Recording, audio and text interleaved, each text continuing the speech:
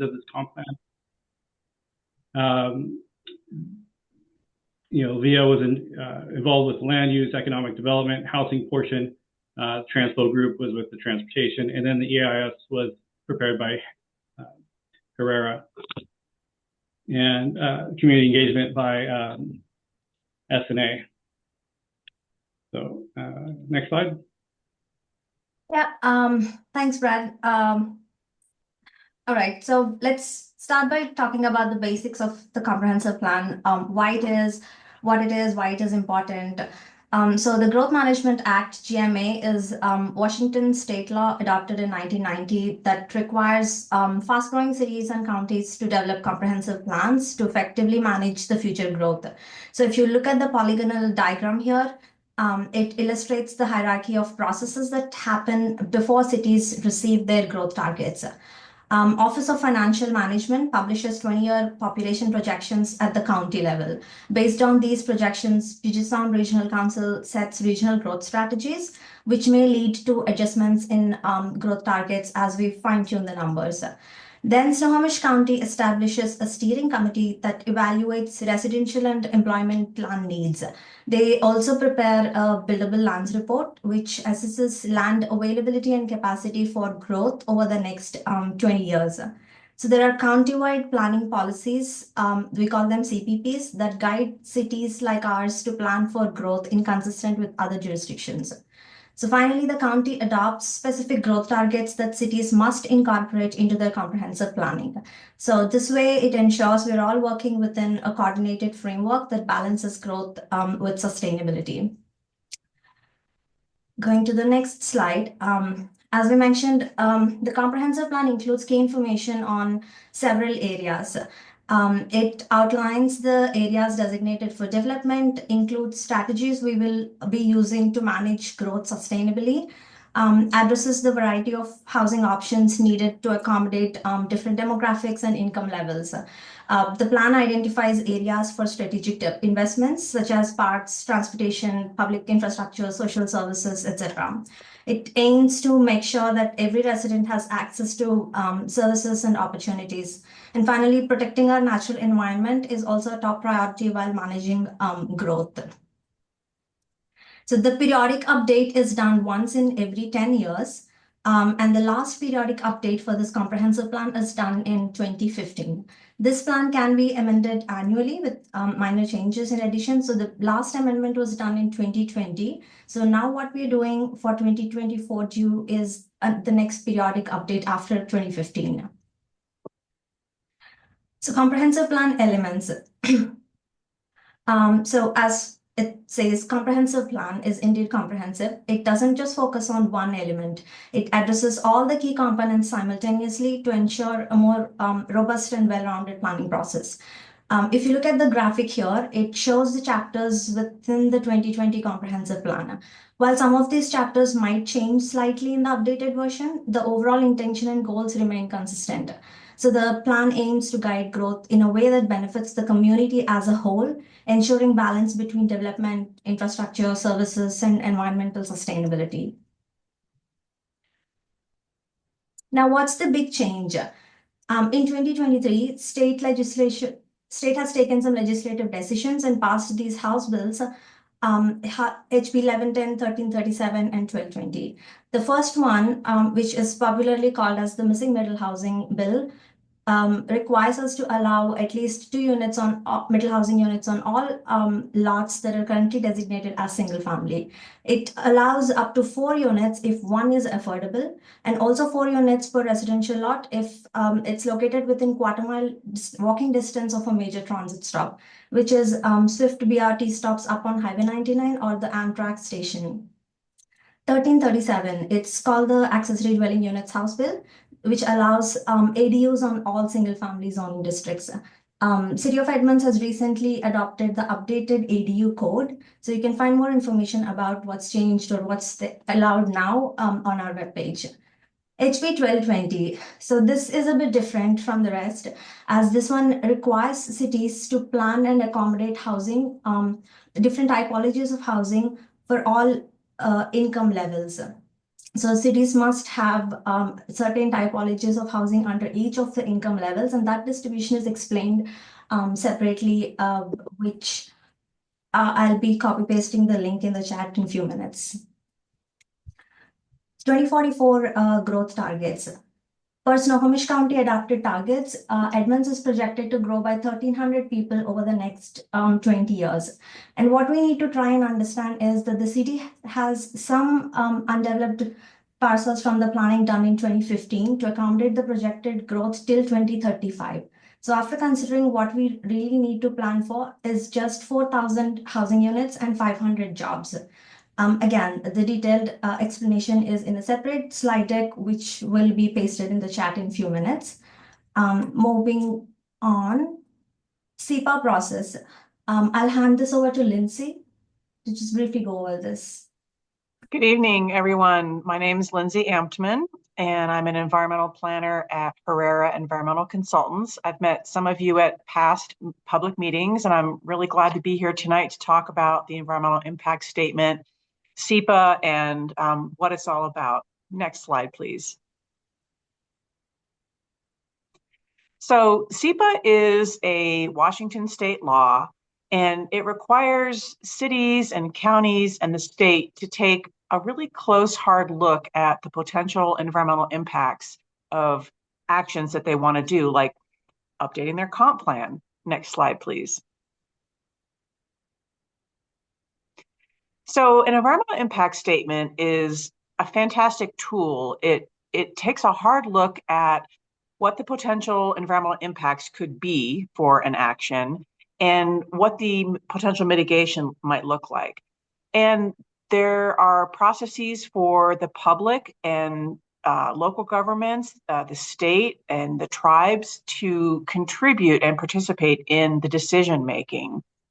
And EIS will identify significant impacts, and it'll talk about potential mitigation for those impacts. And it always looks at a reasonable range of alternatives. The environmental impact statement will talk about the no action alternative, which means not updating the comprehensive plan, and a range of reasonable alternatives. And we've got two of those. Next slide, please.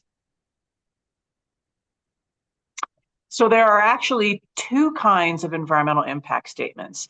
The first kind is for a project. For example, you're going to put in a new highway interchange, and that project is going to happen in a very specific place. The other kind of environmental impact statement, which is what we're dealing with here, is a non-project environmental impact statement. And this is for things like comprehensive plans, a policy, a program, but it still counts as an action that the city of Edmonds wants to take. So SEPA requires that we look at the potential environmental impacts of updating the comprehensive plan. Next slide, please.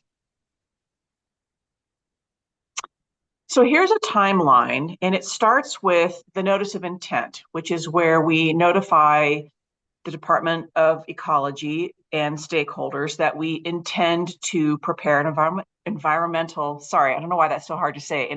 impact statement. Then we have a scoping period, and we'll talk a little bit more about that. Then we prepare a draft environmental impact statement. And then the next step is where we are now. This is the 30-day public comment period. And this is where we count on stakeholders like you to look at the environmental impact statement. Have we checked all the boxes? Are the impacts appropriately described? Have we talked about mitigation? What do you think about the alternatives? Do you have questions or concerns that are not addressed in the environmental impact statement? We definitely want to hear about that. And then the city will look at all of those comments, respond to them, and put those responses in the final environmental impact statement. Next slide, please.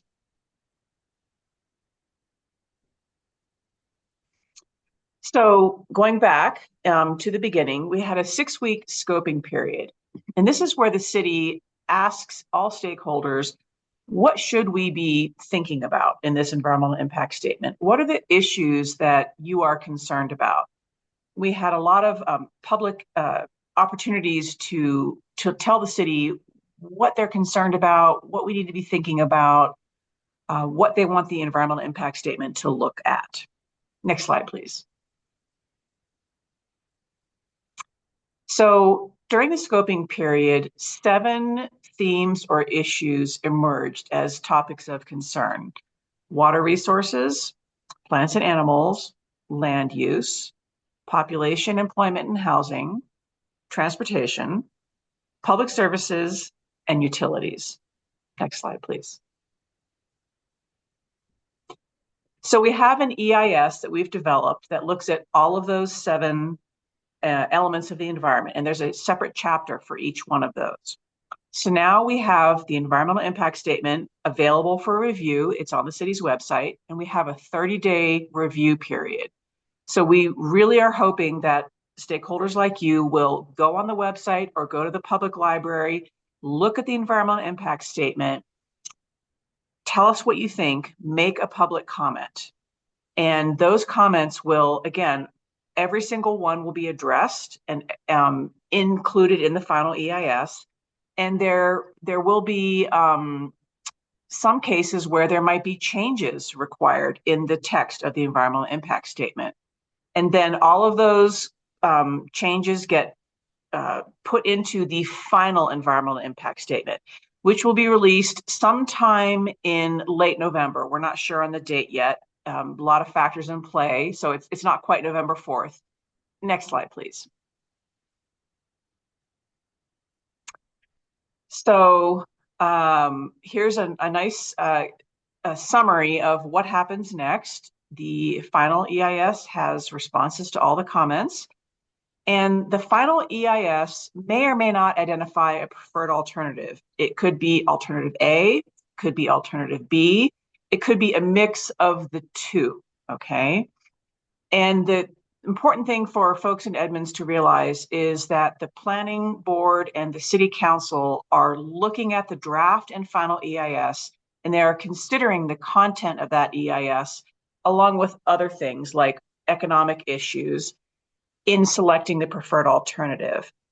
So the preferred alternative is not selected until after the final EIS is issued. Next slide, please. All right, I'm going to turn it back over to the city to talk about what are the 2 growth alternatives that we look at in the environmental impact statement. And Brad's going to talk to us about that.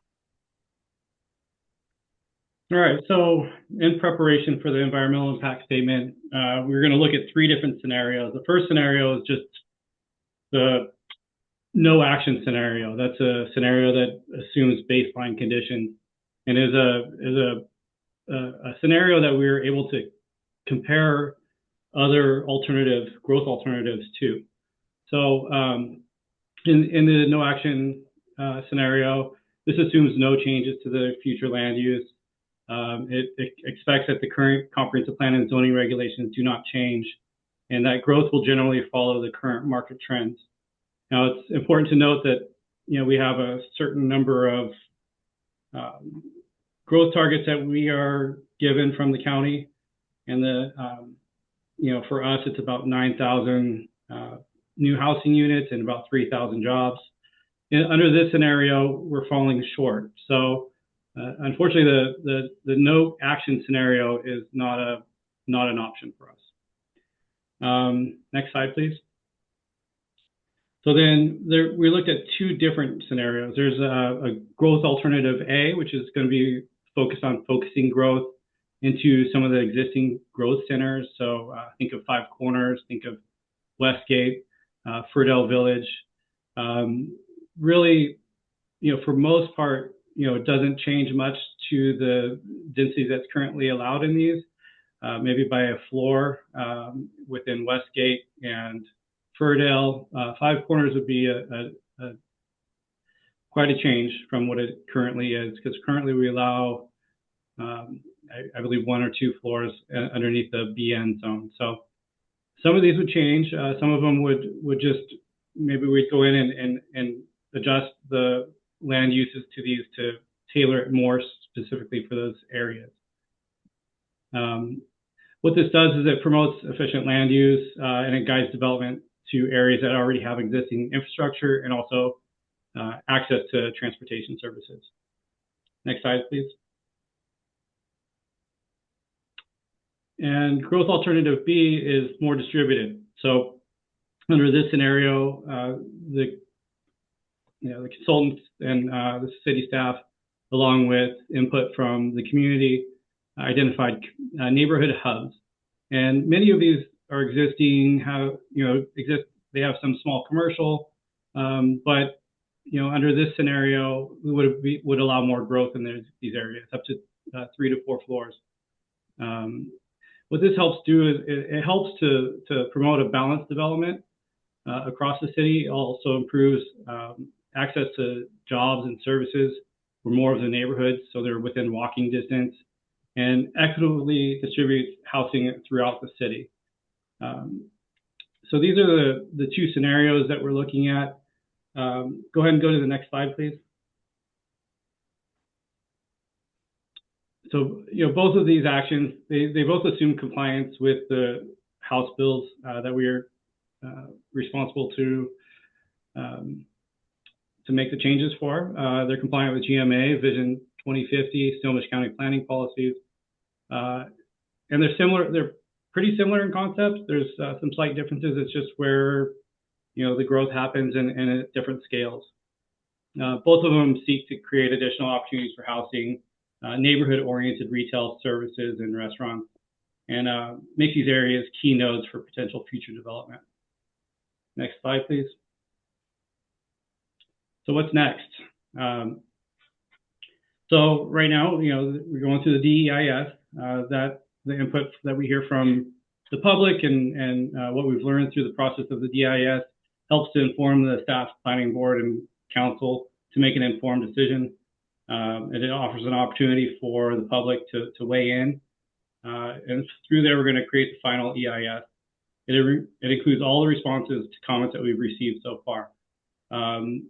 Next, we'll make a selection for which preferred growth alternative is most appropriate. It could be one, or it could be a combination of two of them.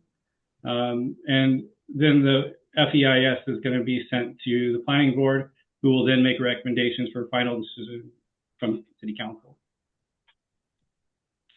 Next slide, please. All right, and I'll turn it back to Lindsay, who is familiar with the summary of impacts here. So I'm going to give a very high-level overview of the impacts that are presented in the draft environmental impact statement. And I encourage everyone here to go online and look at those chapters that are most interesting to you and read through the impacts and make your comments. The slides that we're going to look at have a fair amount of text. I won't read them to you. It's just sort of a preview of what's in the draft EIS. Next slide, please. Okay, so water resources. And I'll say that for all of the elements of the environment that we're looking at in the EIS, we found that there would be no significant adverse impacts on the environment except transportation, which we'll get to. So for water, like with the other elements, one of the main benefits of updating the comp plan is that it gives us a predictable way of figuring out where growth is going to occur, where the impacts might occur, what kind of mitigation do we need, instead of it being sort of a scattershot approach based on market forces. So we see under all of the alternatives, we're going to have more impervious surface, but under the growth alternatives, we're going to know where that's going to be and we can plan our mitigation. Next slide, please. So plants and animals is another element of the environmental impact statement. And we see under the no action alternative, again, we don't know where development will occur. And under the action alternatives, it's planned. And so we can potentially mitigate for the effects of habitat fragmentation and other issues that in a way that's better for the environment than under the no action, because of we just don't know where development's going to take place. Next slide, please. So land use. So In an environmental impact statement, when we're looking at land use, we're looking at whether the proposed action, updating the comp plan, has an effect on existing land use regulations or not. And in a nutshell, updating the comp plan complies with the law in Washington state that you need to have an updated comp plan. And the no action alternative does not comply with the law. So it's not a realistic alternative for the city to pursue. The city can't really look at not updating the comp plan. But SEPA requires that we do look at it. So we look at comparing the no action alternative, not updating the comp plan, to alternative A and alternative B. So alternative A and B have a beneficial effect on land use in that they comply with the Growth Management Act, and the no action alternative does not comply. Next slide, please. So population, employment, and housing. So what we see is that under all of the action alternatives, there will be an increase in population in Edmonds, in housing and employment. Under the no action alternative, we don't really know where the new jobs will go. We don't know where new housing will go. It's hard to predict what will happen. And under alternative A and alternative B, we have much more control about what will happen where. Next slide, please. Transportation. So this is the one element of the environment that we did see some significant environmental impacts. Now they happen under the no action alternative and our alternative A and B.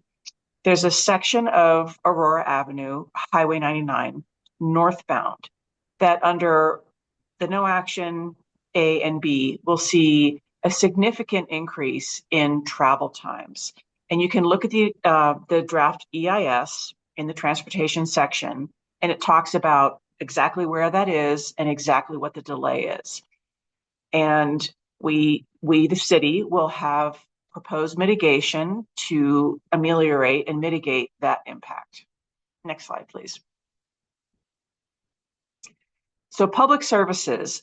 Public services includes things like police, fire, and public schools. Now, all of these public services have existing planning mechanisms in place. Our schools, the police, the fire, they're already looking at where do we predict growth to occur. And the big advantage of updating the comp plan and having an alternative A or B and eventually a preferred alternative is that these public services will know where growth is going to occur. They'll know where the population is going to accrue. Where are we going to need more police services, more fire services? Which public schools are going to need more capacity? And under the no action alternative, it's much less predictable. Next slide, please.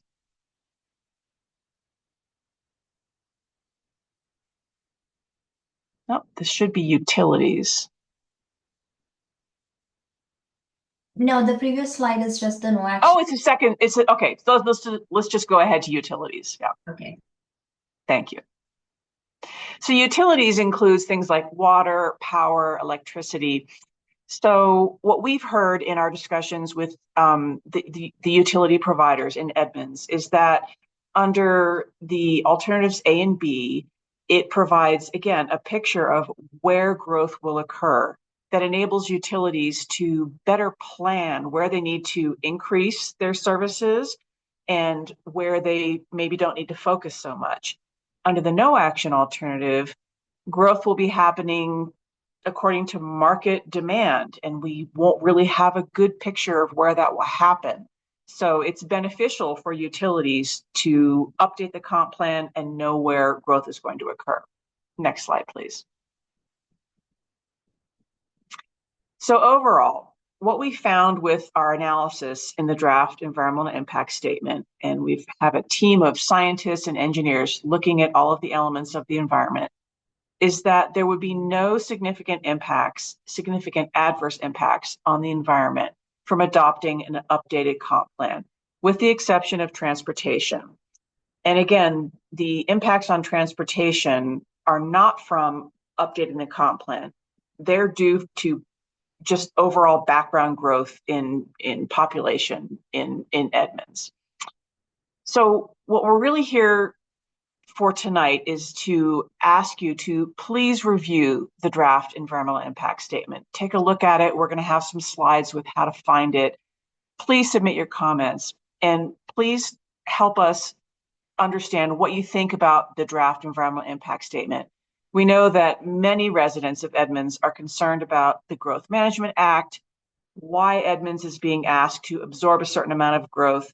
That is a separate issue than this document. This document is looking at the environmental impacts. So we really are hoping that you will comment on what you think about the environmental impacts, what you think about the mitigation. Is there anything that we have missed, perhaps? Is the mitigation sturdy enough? Is it robust enough? Please comment. And every single comment will be responded to in the final EIS, and there will be some more, there will maybe text changes.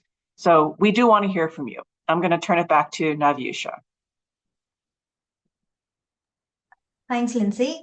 Yeah, as Lindsay just mentioned, here are some sample questions for you to just think about and provide comments, feedback on any of the elements mentioned in the DEIS. And this is also one of the last few opportunities to express your thoughts about the growth alternatives. If there's something you like about it, if you're lenient towards any one of the growth alternatives out of the two, please do share your thoughts and provide input, because all of this is being considered when we have these planning board and city council discussions very soon, to have the preferred growth alternative. And to provide comments, all this information is also on our webpage. So we have an online comment form. This is hyperlinked, and this whole presentation with the recording will be posted on the webpage. So here are some hyperlinks for the online comment form. You can use that and submit your comments. You can include up to 5 comments per form. And you can submit multiple forms as needed. Otherwise, you can email to everyone'sedmonds@edmondswa.gov. Please make sure that you use the subject line draft EIS comments. We just want to differentiate the comments we receive for the DEIS from the regular comments or the comments related to the draft plan. So please make sure that you include that. And the comment period closes on October 29th. So we have 15 more days. So please go ahead and submit your comments. You can also use this QR code to get to the comment form directly. So what happens next? All these comments will be documented. Even after this meeting, if you want your comments to be recorded, please send them in the chat. Only the written comments will be documented. And for all the comments received during the DEIS comment period, we will be having responses in the FEIS. Preliminary responses will be produced on November 4th for City Council to choose the preferred alternative. But the final responses and the updated content of FEIS will be sometime late November. Once as Lindsay mentioned before, the FEIS may or may not include the one of the alternatives. So it's up to the planning board and city council to make the final decision. Another opportunity for public to comment is on October 28th. This is an in-person meeting, which will be held from 3:30 to 5:30 p.m. here at the City Hall, 3rd floor bracket room. So please share it with your friends, neighbors, whoever couldn't make it to this meeting. We will also be available at that meeting to have the same conversation. And this meeting can be for both DEIS and the draft plan.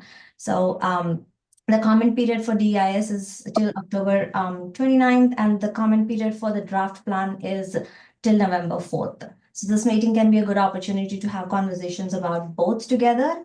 And also just a quick note about preferred alternative discussions with planning board are going to happen on October 23rd and 30th. And City Council's preferred alternative recommendation is on November 4th. Thank you. Now, if anybody wants to talk or ask questions, you can raise your hands and I'll allow them to talk. We also have received some questions in the chat in the Q&A section, which we will be answering soon. So Navyusha, I thought I would say that we do have Shane Hope with us. Shane is the planning director for the city of Edmonds. She joined a bit late. So just to let everyone know that she's here and available to answer our questions. Hello, Shane.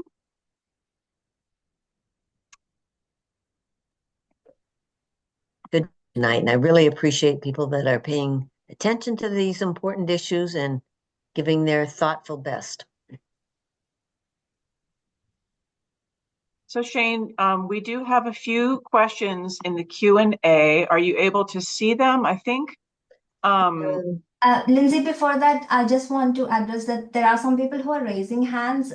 First, let's get through some of the questions we've already received in the Q&A Great. section, and then I'll provide them opportunity to talk and ask the questions. Mm-hmm. Joe and Irene, I'll very soon allow you to talk. Thank you.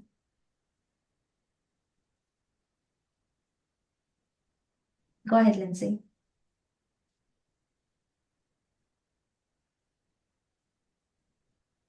I'm sorry, I couldn't quite hear that last bit, Navyusha. What did you say? Oh, you're answering one of the questions in the chat about the EIS. So go ahead with that. So one of the questions, and I'm going to ask Shane to weigh on this, is so many people asked to challenge the assumptions and the mandated numbers that are given to the city by the state via the Growth Management Act.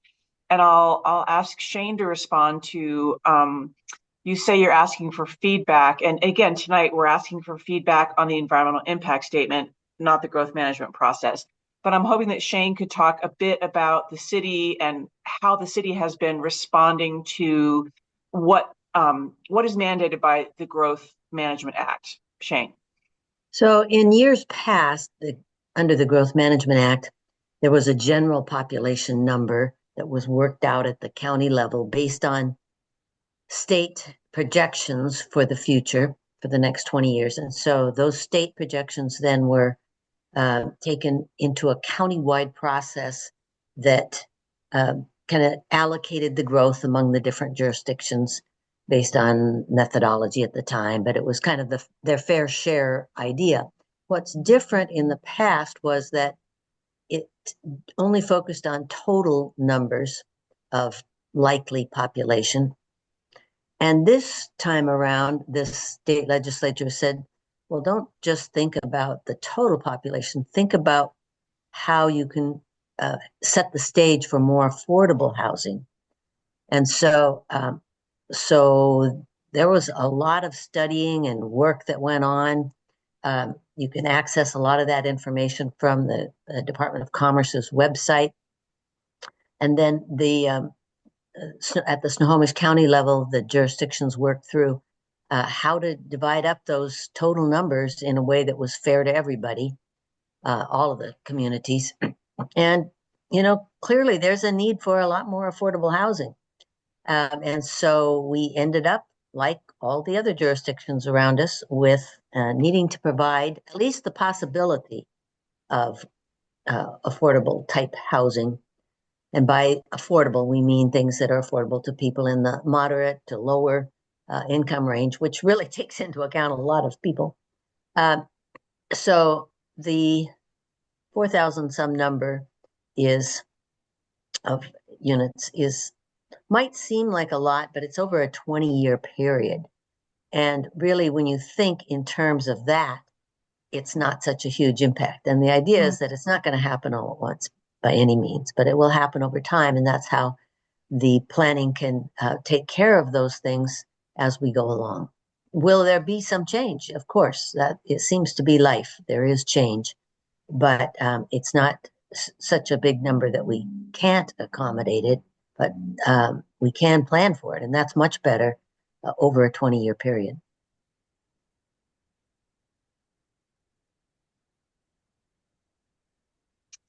So Navyusha, I'd like to jump in here and look at the next question in the chat, which is about topography.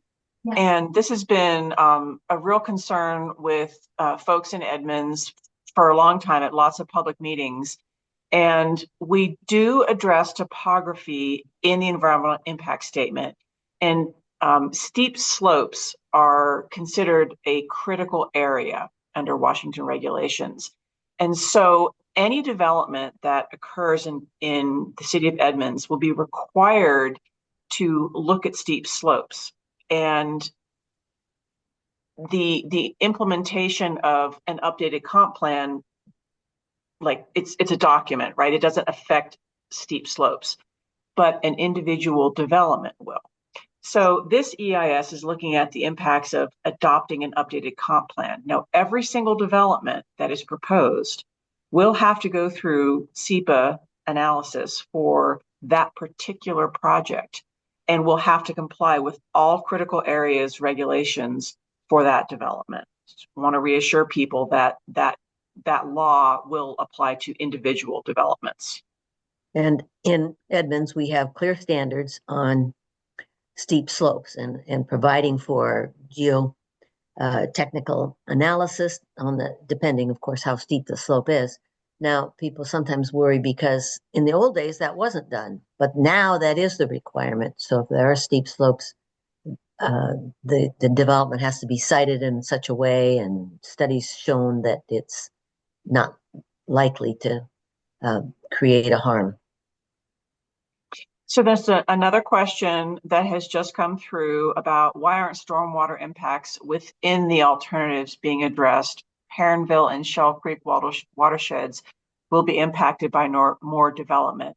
Yes. And so again, the environmental impact statement for the comp plan looks at, will the comp plan have effects on stormwater? And every single development, if you're going to build, a certain building in a certain location, will be absolutely required to comply with Department of Ecology regulations for stormwater. Just want to reassure everyone about that. Those regulations are very strong. We're lucky in Washington State in that regard. And one of the challenges in some places has been that development happened in the old days without those kinds of regulations that now are in place that is expected for every new development. And so, for example, in the Perrineville area, we had a lot of development that occurred before those stormwater regulations, some in Edmonds area and some in adjoining jurisdictions. And so it was a combination of things that created problems that we don't want to see anymore. And so the idea is that we have regulations. If somebody wants to build whatever it is, a single family house somewhere or small scale apartment somewhere else, they have to provide strict compliance with stormwater regulations. And so it's much better than it used to be. In fact, sometimes it will be better than nothing being built, depending on the situation. And I see another comment has just come through. This is great, getting comments live. It says, it's hard to decide on plan A or B. What will increased housing look like? What are the height limit and setback regulations? What impact on the environment with high rises versus 3-story buildings? What about flood risk when concrete, I think that they mean to say, is in front of housing versus grassland as setbacks? Are trees for shade included in environmental design? So the environmental impact statement has a very clear discussion about exactly how many stories are allowed and where. So if you look at, it's chapter 2 in the environmental impact statement, how many stories in what locations? And it varies by center or hub, and it varies under alternative A or alternative B. And I'm not sure what this commenter means about a high rise. But if you look at the environmental impact statement, the absolute highest heights that are allowed under either alternative is 5 stories, and those are under specific conditions. So again, I'm not sure what this commenter thinks is a high rise. Okay. And then flood risk when you have concrete in front of housing versus grassland as setbacks. So this environmental impact statement is looking at overall impacts to water, flooding. And again, every single development will have to go through SEPA review for its design. Trees for shade included in environmental design. And I'm going to ask Shane to talk about this in a second. So one thing that the environmental impact statement does not do is look at specific design requirements in the city of Edmonds. And different cities do have different codes and requirements. And Shane, I'm wondering if you could talk a little bit about what is required in the city and moving forward, what could be required for trees? Well, right now we have requirements about retaining trees and incentives to retain trees, healthy trees. And then if someone does take down or wants to take down a healthy tree as part of their development, they must do replacement. So while I can't quote you exactly all of the regulations that apply right now, there are clear requirements for keeping trees or replacing trees, and ways to encourage trees to be there. Now, we know that not everybody in Edmonds right now has trees. Some do, some don't.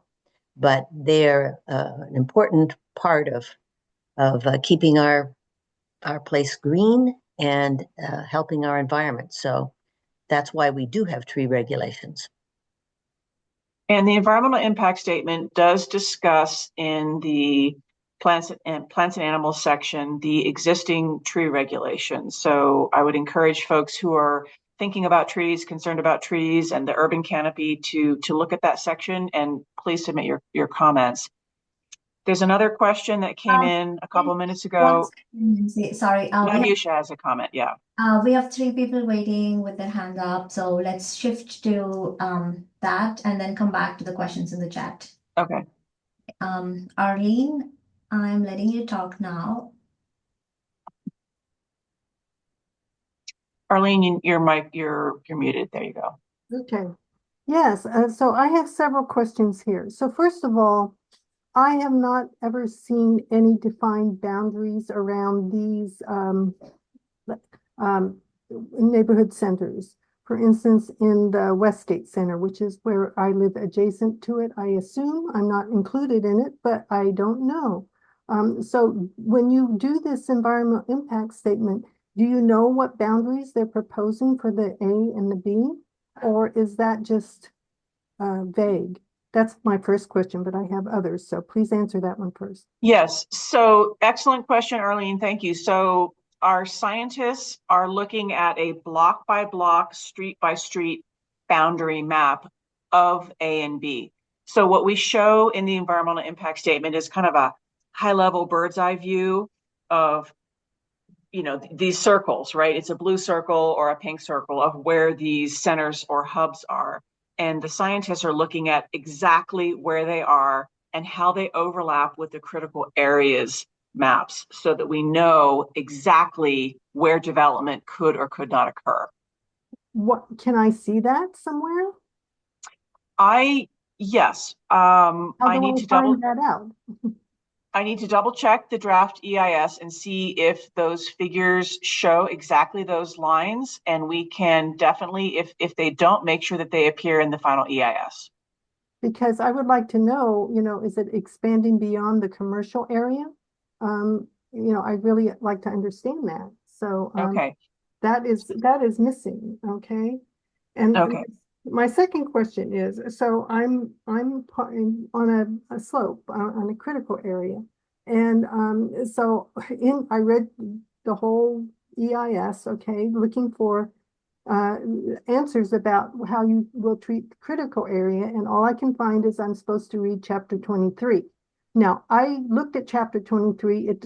I'm just a regular person. I cannot understand that. Will someone at the city sit down with me and explain what will happen if development happens below my property? What will the developer need to do to make sure I'm not part of a landslide or some other erosion problem on my property? Will somebody do that for me? How do I get that information? Because you in your EIS just say read chapter 23, which is not helpful for the public at all. I don't know what these FIPA laws or whatever you're talking about, I don't know what they mean. What really concerns me is that in the winter of 2022, 2023, there was a slide above the gas station right near PCC. And it's a vertical cliff with no protection there. There was a landslide there. And if these SEPA laws allowed that, then that's alarming to me. So I would really like to be assured that I am going to be protected from development. So how do I get that information? Well, one So thing I would just I'll ask suggest Shane to address this, but SEPA does not, SEPA is not a law that requires developers to adhere to certain codes. SEPA looks at the environmental impacts of certain regulations.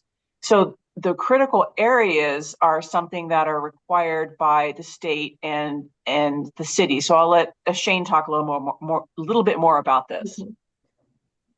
so actually critical area ordinances to protect the critical areas are required under the Growth Management Act.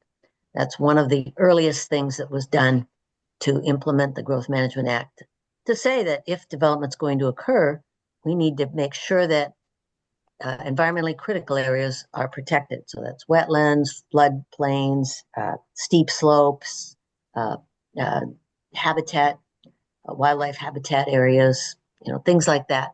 So our city, like other cities, adopted a critical area code with regulations for all of those types of things. My understanding is that the gas station that you talked about probably was built before some of those regulations took place. They started back 20 years ago, but they didn't actually ramp up as much as they have now. So we'll be revising our critical area regulations as needed. We'll be looking at that again next year in 2025 to see if they need to be strengthened or other things considered as part of those critical area regulations. So when something is in a critical area, like a really steep slope like that, there's the requirements put on for any kind of development to occur, whether in some cases it might be that there's some kind of engineering solution. In other cases, there might just need to be a buffer that's retained. Would depend on the particular circumstances of the property and the soil that's there. But they do apply. And it's not, you're right, it's not something that you can explain in 1 minute to the average person or pretty much anybody, because it does get kind of complicated. But they do apply if you know of some kind of development that is likely to occur or being proposed somewhere near you, and you want to know more about that and how that might affect your property. That would be great for you to contact the city, the planning department. They can help you with that. But it probably is more useful to know kind of what development is it. Is somebody putting in, a parking lot? Is somebody putting in an actual building? Different things could apply. Well, that's not really helpful to me. I need to know so I can make a judgment about how I feel about this. And I'm really disappointed. I mean, this EIS, you think that when Westgate seems to be one of the bigger places that you're trying to put density in, and it's surrounded on 3 sides by very steep slopes. Okay, so if you don't talk to the city council people about critical area that are, they might not even understand that that's a point that should be maybe there. We should go with Plan B there and not the A, and not put all the density in and expand any kind of development in there, because it's like a canyon. And if you think about North Carolina and what happened there, and we're going to get with climate, we're going to get more rainfall and sometimes 1,000-year storms because warmer air holds more water. And we've got that whole Highway 104 is like, a little river waiting to happen. So I would really like to see in the EIS that you're talking about that, so that the city council people can say, oh yeah, maybe Plan B is better. We can't put in this gigantic density, we should cut it down a little bit and not expand this development into all those critical areas. Well, I encourage you to put written comments about, I have. okay. Mhm. They But, will be you know, shared with the I city don't know council. what you're going to do. Are you going to update the EIS? That's what I'd like to know, because this is where There you're will be an asking for, update to where the you do- EIS. It may not meet everything you would like it to, but there will be an update. Okay, well, I think this should be included. It's a missed opportunity there to inform the council while they make the decision, because it looks like, you know, Westgate, for some reason, in this canyon area with critical slopes around it, it seems like you're putting you want to put, you know, if you do A, you're going to have this huge density there, and it might not be wise looking at the future, what's coming at us. Okay, this is a 20-year plan. You've got to understand we're not cutting back on climate change. We're not doing what we need to do. We could have disaster upon disaster, you know, in this Westgate area if you're not planning for, you know, a potential 1,000-year storm. Okay, and I really think you need to include it. You need to go back and say, okay, topography. I don't know about the other areas that you're putting in. I don't know what their topography is, but the council needs to understand that. Are you comfortable with the current development that's there? Well, I can't do anything about that. Okay. I see. But you know, I'm not against density. I just meant in a 1,000-year storm, if they would be affected. Oh, I bet they will. I bet they will. I bet there's going to be some problems going down that Highway 104. And Arlene, if I can, just for one moment, can I, just a couple things. One, I'd like to point out that Westgate currently allows 3 to 4 stories throughout most of that area. Any project that is going to come in and would be proposed for that has to go through all the critical area regulations. So what that means is they're going to have to get a geotech out there to dig up the soil and tell us what it takes to stabilize that soil, and also what kind of mitigation requirements might be there. Anyone that's going to be investing, you know, tens of thousands or tens of millions of dollars into a new building wants to make sure that that building is protected, as well as the insurance companies and the finance companies. I think the point here is that, you know, it's important to look at how the regulations now apply versus back in the 1950s when the gas station was first built. You know, I'm sure that there probably weren't very many, and that's probably part of the reason why that slope has failed. But I think maybe, you know, bigger picture, and when you look at a project-specific type scenario, you'll see where those regulations start to come in place and how they could benefit.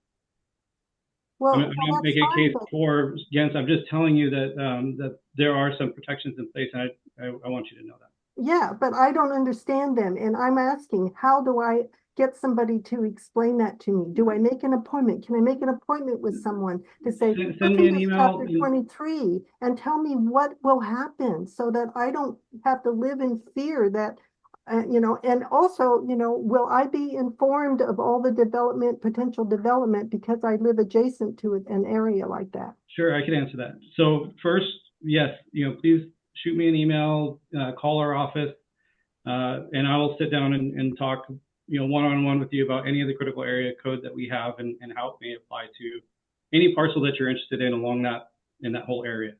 There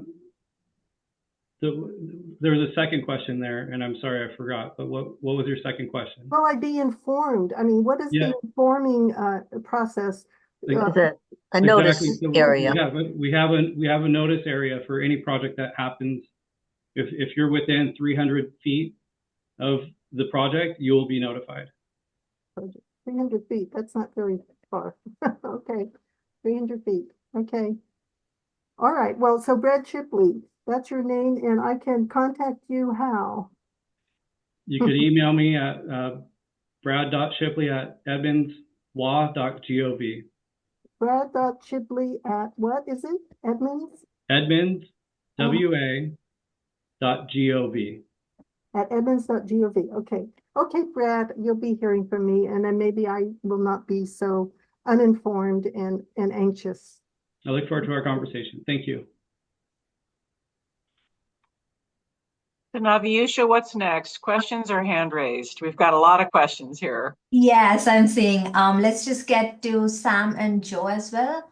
And I want to reassure everyone that we can't stay here till midnight, right? But any question that you have posed is considered a formal comment on the EIS and will be addressed in the final EIS. So just please be reassured that these comments are being recorded and we will address them if we don't talk about them tonight. Can you hear me? Yes. All right. Hi, Lindsay, Naisha, Brad, and Shane. Thank you for hosting this public hearing tonight. So I have like one contextual comment and then one question in regards to the DEIS and then a few more comments on the DEIS. So the contextual comment is a little while back, earlier this year when alternative A and B were first proposed, a few neighbors and I walked around the neighborhood, kind of seeing what neighborhood felt about the two proposals. And we had a letter stating, basically a desire to keep building heights in 5 corners at 3 stories. So we felt, increasing density is a very important step in addressing the region or our region's housing affordability crisis. But we also felt it was important to preserve the charm, look and feel of 5 corners so our future neighbors could essentially come to know and love the neighborhood as we have. So anyways, just wanted to share that as it will kind of provide context to what I'm about to comment on. So my first question is on the Shell Creek. I think you kind of talked about this earlier, but some of it went over my head, specifically on section 3.1.3.3, Shell Creek drainage basin on page 3.1-6 or page 58 in the PDF. So one of the very overarching concerns from residents in regards to the density proposals was whether the infrastructure could support greater density in 5 corners, and in both alternatives A and B, 5 corners support some of the largest amounts of density increases. And so there are a lot of questions about Shell Creek and whether it would be able to handle the increased stormwater runoff. However, when I read through this section and the rest of the DEIS, I did not see any analysis or data attempting to answer this. The only mention I really saw of it was something to the effect of erosion of stream banks is a concern. So I'm wondering why Shell Creek is not included in this environmental impact statement. From what I understand, its stream banks have potentially already begun to, or at least erosion has become a concern from the stronger weather events that we are now experiencing. So, how will increased density at 5 corners will, impact this? Will it exacerbate any such erosion? And if it does, what would the necessary mitigation be? And then I guess, if it was shown to not be a concern, why was this kind of not included in the draft EIS? So that's my first question.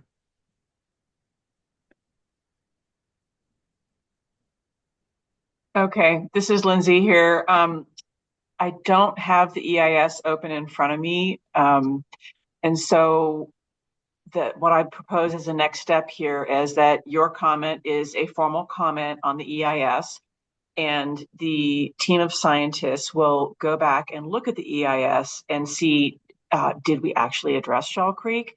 Perhaps we could refer you to what page we talked about it, or oops, we missed it. So I can't answer it right now, but we definitely will be taking a look at that. Sure, thank you. That would be great. I did search the entire document for Shell Creek, and Okay.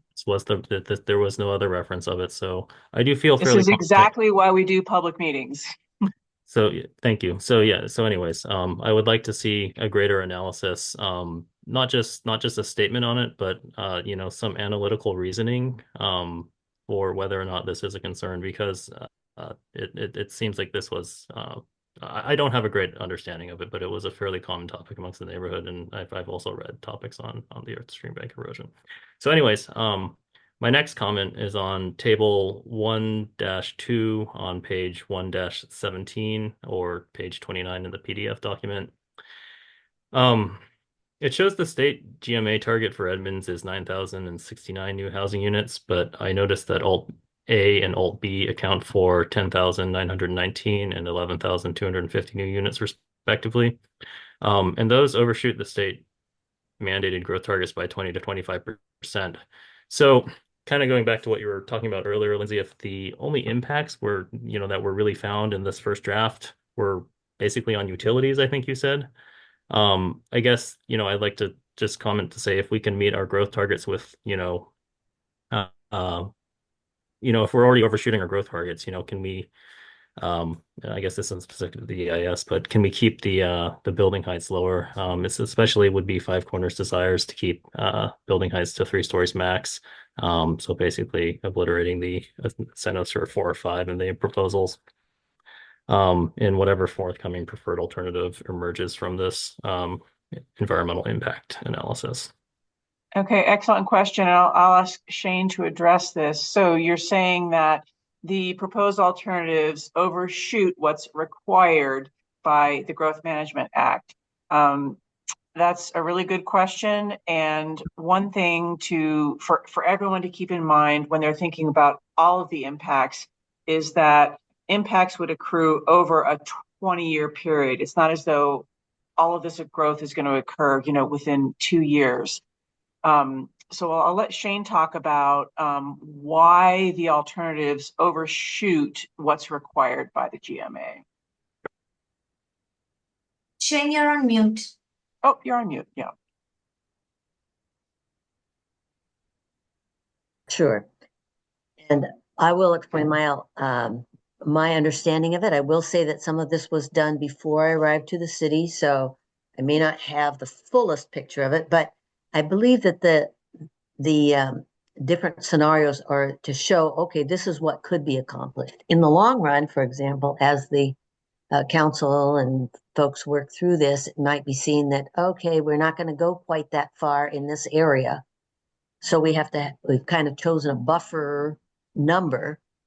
That doesn't necessarily mean that's exactly what's going to be chosen for the final plan itself or the regulations that implement it. So it was to make sure that we were thinking big picture. And then within that, for example, if one area it ends up needing to be less housing there, we've picked it up somewhere else, but the final doesn't need to be that full amount.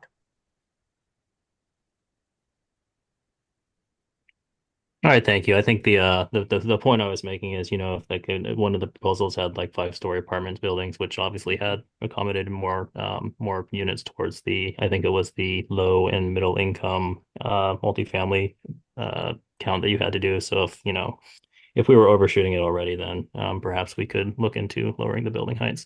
So I'll be quick on my last comments. So my final comment is on table 1.3 on page 1-23 or page 35 in the PDF document.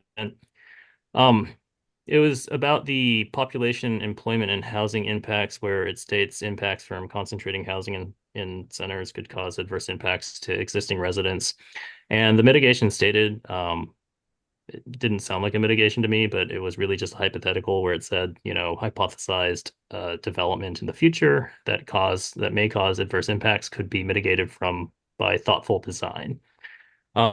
So just kind of going back to the letter that I was alluding to earlier. So one of the other things that we said in our letter that we sent to the city was for more proactive engagement with the neighborhood. And, I don't think anyone really expected to become some kind of, privileged stakeholder with veto power or anything like that. But, I guess I just wanted to call out that this wasn't really a mitigation, and at least I have my doubts that any kind of forthcoming, if a developer came in and redeveloped one of the lots that gets rezoned, to have really any actual engagement with the neighborhood in this. And so I guess this is just all to say, I again kind of like to surface and reemphasize, getting kind of a better uh, you know,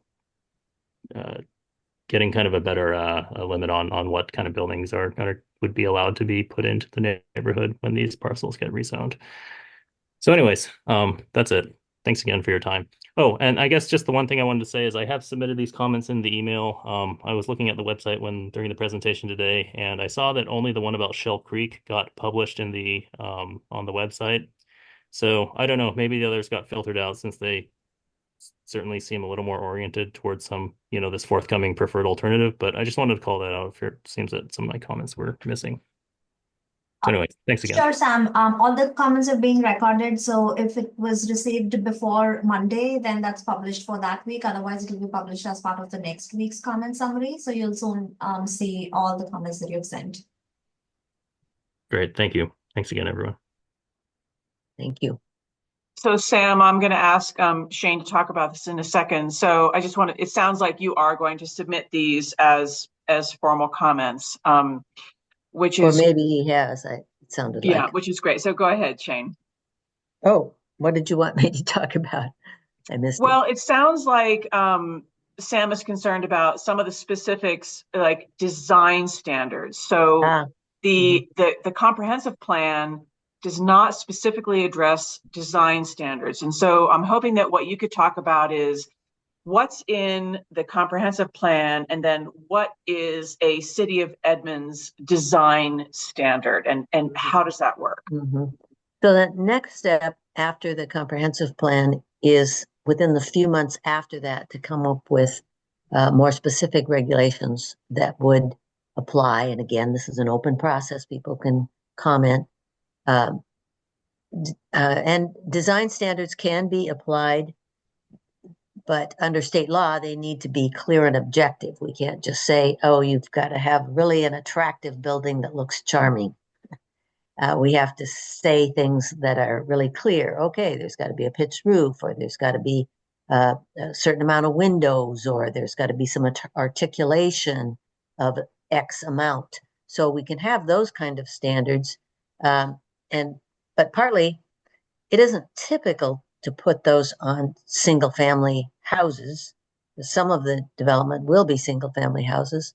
Some of it will be accessory dwellings, and there are some standards that apply there already. But if we're looking at multifamily or little larger type units, we'll have to incorporate standards. So we'll be looking for input on that too.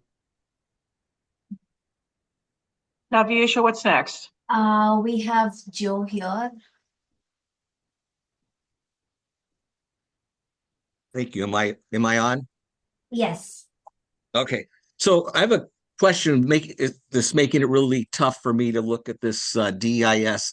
Does this DEIS include all of the reasonable alternatives for attaining those objectives in the housing bills?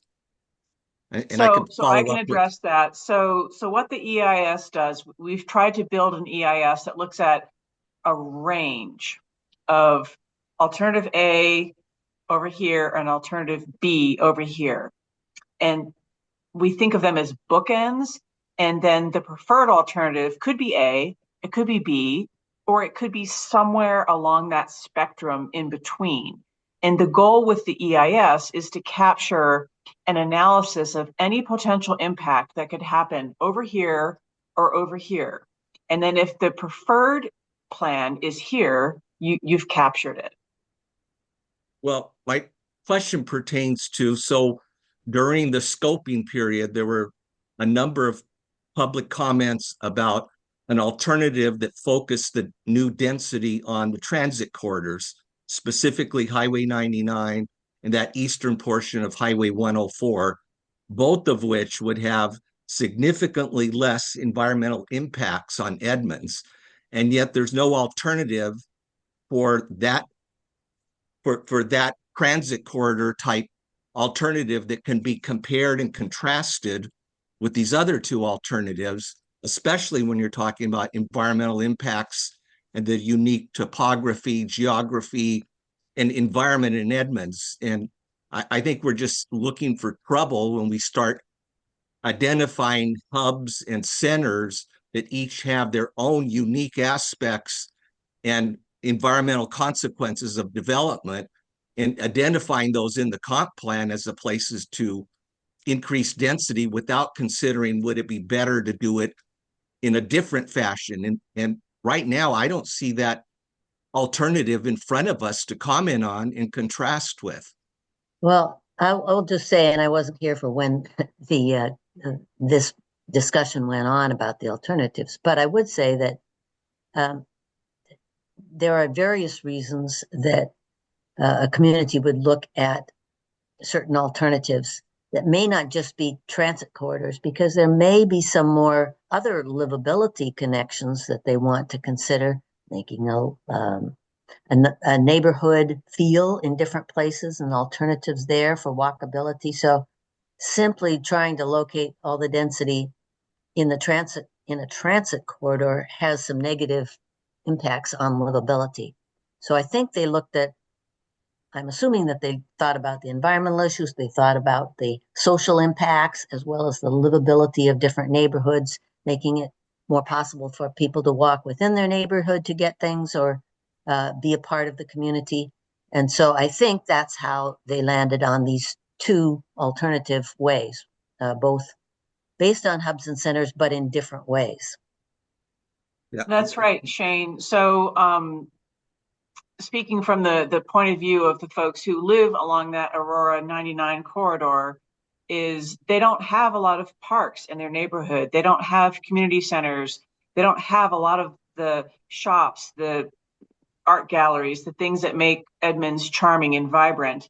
And a valid question is should the folks who live along that corridor be asked to absorb all of the housing and all of the jobs when the city overall is much broader? So it's more than just the transit corridors. It's what kind of communities do we want to have in Edmonds moving forward, not just in downtown in the Bowl, but also in the corridor? And how can people living in all over in Edmonds benefit from the wonderful things that Edmonds has as a city? I understand that, but I still, we're supposed to, according to state law, we're supposed to look at and have alternatives for attaining the objectives of the housing bills. And so then those alternatives can be compared and contrasted and analyzed relative to impacts. My concern right now is you're picking areas of Edmonds that will hugely impact the water environment. Our creeks can't handle more development.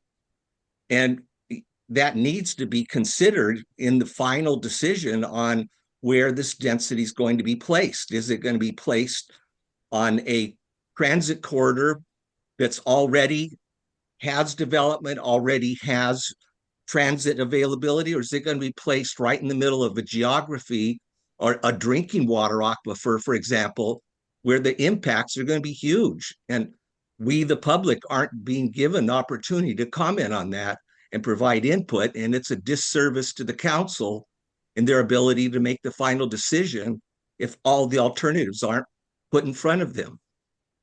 So Joe, this is exactly what SEPA is designed to address. So please write these comments down, submit them on the draft EIS, because then the city will be required under state law to respond exactly to your comment. But does that mean another alternative is going to be put on the table for us to compare and comment on? Or are we stuck with only commenting on these two alternatives in this DEIS? The two alternatives or a combination thereof, and in part because time is running out. And so these two alternatives were selected before I got here. I know the city council was involved in that, so that was the selection made at the time. It may not please everybody, but the selection was to come up with at least two, and those were the two that were selected. They could, like was said before, they could vary it a little bit within those two alternatives as they think about the environmental impacts. Okay, well, thank you. I'll definitely be putting that comment in writing and raising a concern. Thank you, Joe. And if I could just quickly add, the buildable lands report considered a full build out of Highway 99 in the capacity for growth within Edmonds. And currently we allow about 7 stories along the corridor. So There's also a requirement that we have to be equitable in how new housing is distributed. So it is following and in line with the state guidelines to equitably distribute housing and not continue to pile it on Highway 99. Highway 99, like I said, accepts 12 or 7 stories, and that capacity has already been included. So building on what Brad just said, is the environmental impact statement is just that. It looks at the environmental impacts of a proposal. And there are other considerations such as the economic cost. Okay. So the city will be considering more than just the EIS in selecting a preferred alternative for the comp plan. All right. So next we have Bob from Olympic View Water and Sewer District. And Bob, I think you're on. There you go. There we go. I have it figured out now. Thanks. Good evening, city staff and representatives. So I just want to give you a quick statement from Olympic View. So my name is Bob Danson. I'm the general manager at Olympic View Water and Sewer District. And first off, I'd like to thank the city for recognizing the importance of the critical aquifer recharge areas, or the CARAs, in the DEIS, and for incorporating some of our previous comments. However, still a few concerns we'd like to bring to your attention, and note that we consider these very significant impacts. So we are concerned about the risk to our community's drinking water posed by planning additional development in CARAs. Increasing density in these sensitive areas presents a serious risk of contaminating the aquifer, which serves as a key resource or key source of drinking water. We ask the city to explore the alternative strategies that minimize these risks and avoid additional density in CARAs. Also, the DEIS places too much emphasis on aquifer recharge and not enough on water quality protection.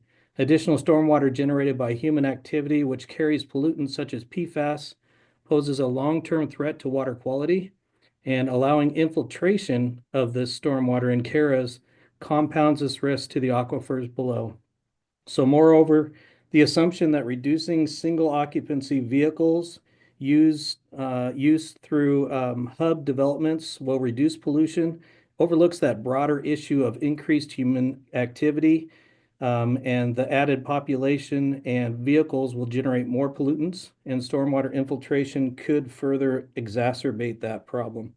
We appreciate the City Council's verbal commitment to continue addressing the infiltration concerns in CARAs as new information becomes available, and a separate email comment with additional information, including a study on PFAS and stormwater and a document outlining the city's responsibility under the Growth Management Act, will be submitted to further support this effort and the DEIS concerns. So we're also willing to meet with the city staff to discuss these concerns at any time, and explore any collaborative solutions or other options. And once again, the bottom line is we urge the city to prioritize the protection of drinking water aquifers in the comprehensive plan, and to be carefully evaluate the potential consequences of stormwater infiltration and increased density in CARAs. So thank you again for your time. Thank you, Bob. Yeah, thank you, Bob, for your very specific comments. This is extremely helpful. Thank you. And Lindsay, we can move to the questions in the Q&A section.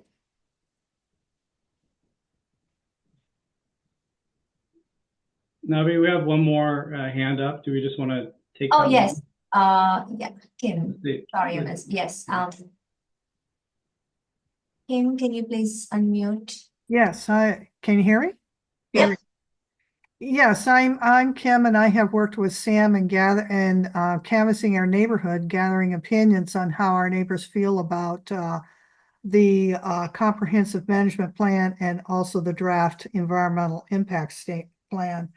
My question to you is a hypothetical one for Five Corners. Say, for instance, a developer comes and they say, okay, I'm going to buy this lot. I'm going to build a 3-story multifamily building there. But when SEPA does the analysis, SEPA comes up with an unfavorable conclusion and saying, no, this is going to cause more harmful stormwater runoff. what other alternatives does the city have to build these multifamily units elsewhere besides Five Corners? Thank you.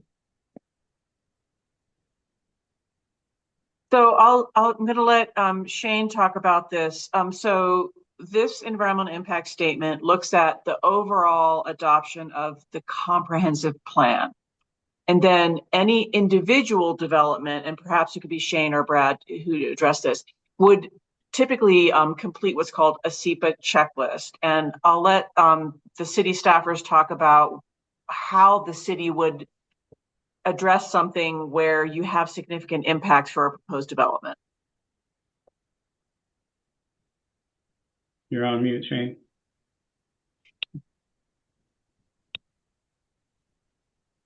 Thank you. Let me just start with the last question that I heard. And maybe Brad then can talk about some of the specific things we do when there is a development proposal anywhere. But on the, I think what I heard the question was, well, why should something up to 5 stories perhaps be allowed in that area and not another area? My understanding is that the proposal was to look at those areas, several areas where it could be up to 5 stories, not just 5 corners. In the end, what the council will decide could vary a little bit, but in order to better understand, well, what was possible, we looked at those things. So it sort of maximizes the possibilities and in several areas, not just 5 corners. Yeah, then the question regarding, how we process reviewing new proposals within areas, in particular with stormwater. I'm not the stormwater engineer that reviews these, but I've had a lot of conversations with them, and there's a mitigation process that they have to go through, and first you have to be able to prove that you could infiltrate on site, and it goes through several different stages before you're allowed to do retention or detention. And we promote infiltration where it's possible and where the soils will take it. Sometimes that does not work for all new development because of the soil type. So if stormwater infrastructure gets too expensive, it becomes an economic question for the developer. Do I develop there? And we've seen that. We've seen people leave and not develop. There's particular sites within Perrinville where developers have walked away from.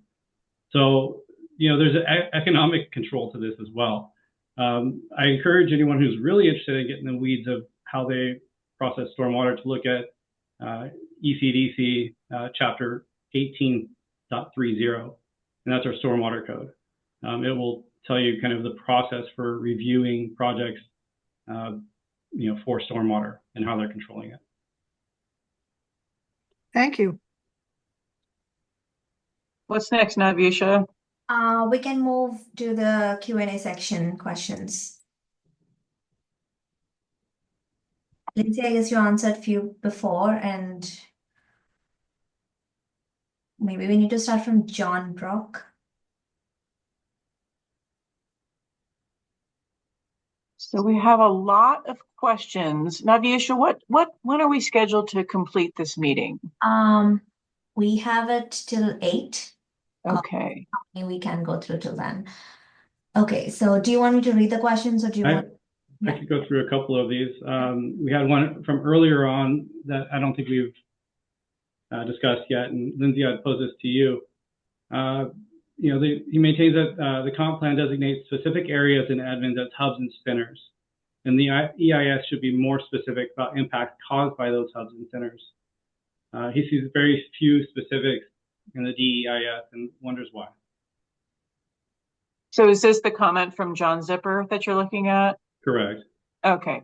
So it sounds as though the draft EIS, when we go to the final EIS, we could sharpen up our discussion of exactly what the boundaries are of the hubs and centers, because, we know what they are, and it sounds as though the EIS is perhaps a little too high level, and what folks want is a little bit more of a deep dive. So we can modify the figures and the text to show more specifically what the boundaries are. And then folks reviewing the EIS would be reassured that the analysis is looking at the areas that they're concerned about. That's good. It seems like a lot of these we've gone through and answered, but I'll see if I can locate a few more.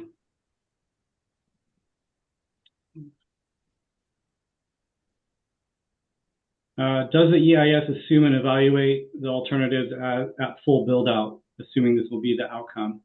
And what exactly is being analyzed? Maybe Lindsay? Yes. So the EIS is looking at not just day one, but what would exist at the end of we call it a development, a planning horizon of 20 years. So yes, it's looking at what could happen over a period of 20 years and the environmental impacts of that time period. All right, I have another one for you. The final EIS will be completed before the preferred alternative is chosen.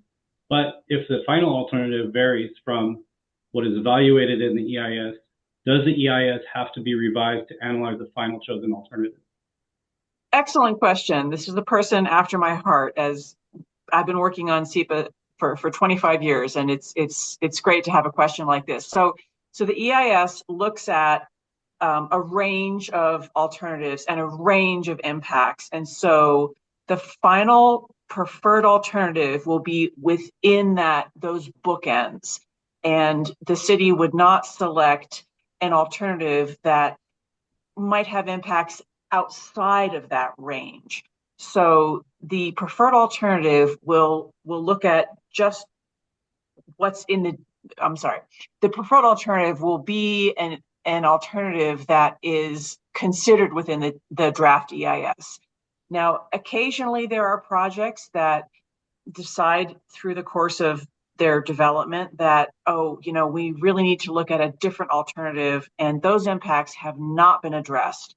SEPA has accounted for that, and in those circumstances, what's called a supplemental EIS would be issued.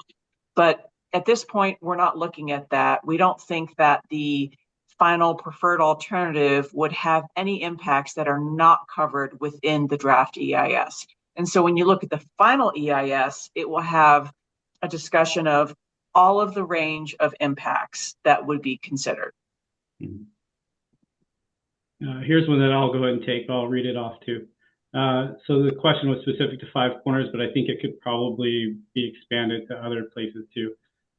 There's maybe a four-part question here. Is there a potential to implement a hard cap to building height to 3 floors? I would say that will, depending on what the future land use is proposed for that, is what we'll consider when we revise the development code. As well as that's when we'll consider the number of parking spaces. And I can assure you that there is no plan to remove the traffic circle. And the plan is to preserve it. There is one last question here, is there a plan to address development impact on adjacent schools? On adjacent what? On adjacent schools. And I'm going to assume that this question is intended for how many students are going to be going to those schools, and do they have the capacity to handle those schools? I will just say that I work with the school district every year to update their comprehensive plan and their projections going forward. And we look at everything parcel by parcel level, plus all the projects that we have in the pipeline and, the estimated timelines for those. So they're continuing to evolve every year. We address what our expectations are for future growth. Now I could say as a husband of a teacher at one of the schools right there by Five Corners, that they are currently seeing a lot of new kids, a lot of young kids, a lot of young families. So it's been a different makeup for a household than what has been what has happened in the recent past. And I don't know that we have all the answers for that quite yet. Maybe families are younger families are moving in. Maybe there's more people living to households. We haven't quite answered that question yet. But I can assure you that we are working with the school districts every year to update the plan. Right. I was going to say that that's one of the things under the Growth Management Act that's required is this coordination with the school districts and others. So they know what we're planning and we know something about what they're planning. And then some of these other questions are pretty specific. Yes.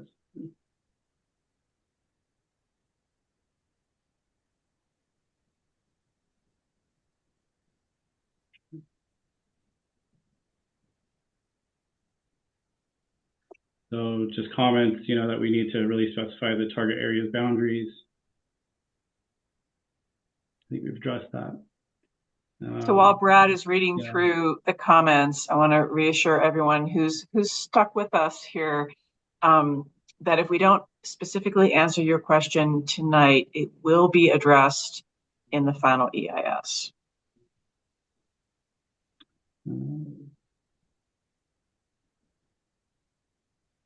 So the alternatives propose some hubs and centers, but then for the waterfront, there is a transit-oriented housing designation, but I have not been able to find any description about what this entails in terms of height, densities, or type of housing. Can you explain?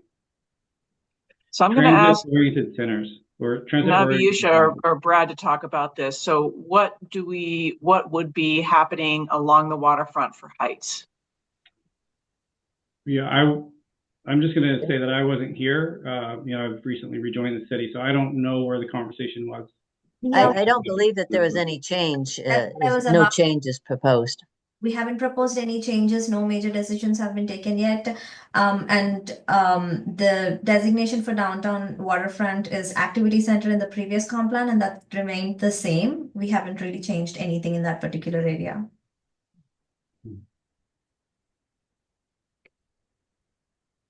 Yeah, I don't expect any changes to the heights along the waterfront.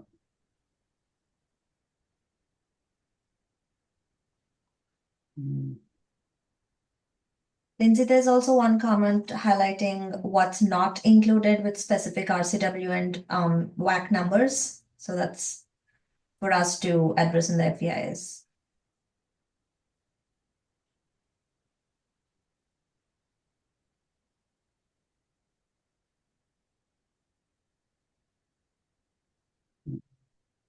And then one more, will there be a public hearing on the EIS? I think that's the last question. This is the public hearing. Thank you for coming. Mm-hmm. All I see. And that's all I see. Thank you. Yeah.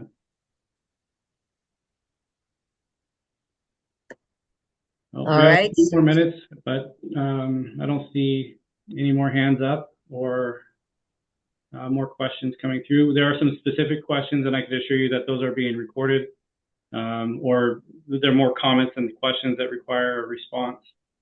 I just want to thank everybody for coming out tonight. I want to thank Shane and Lindsay and Naviusha for helping host this meeting. Thank you all for attending. If you have further questions, please reach out and we will do our best to answer those questions for you. Thank you. Thank you. Take care.